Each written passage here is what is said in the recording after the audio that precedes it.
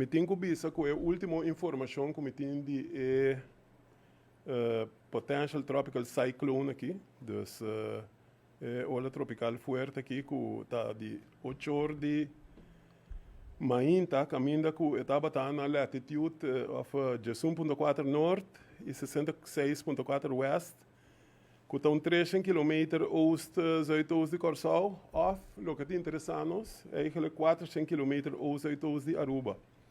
Movendo west,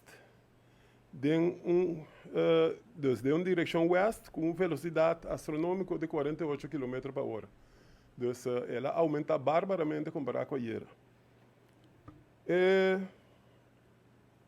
Como da bisa, a direção de voorplanting aqui do sistema, outra se passa basta cerca banda de nós, den hora nandi a tarde para a noite. Dus lá nós bisa assim aqui den hora nandi a tarde laat, para hora nandi eigenlijk trempandi marduga.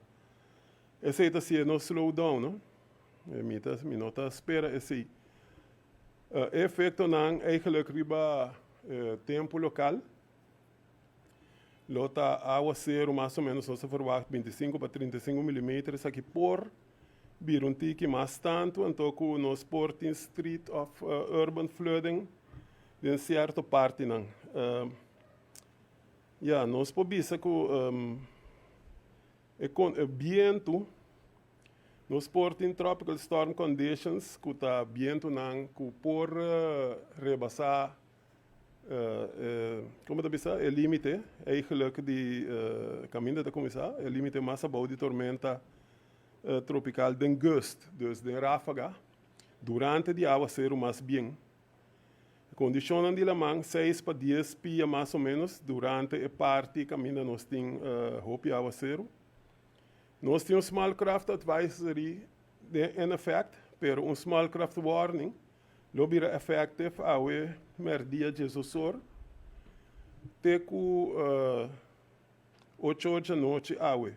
E pode extender para vir um tique mais tanto também. Ora nós está pedindo para esnan que tá atender com boto chiquito, não aventurar riba la man se não é necessário. Eigenlijk queda para fora la man mas de outro aviso.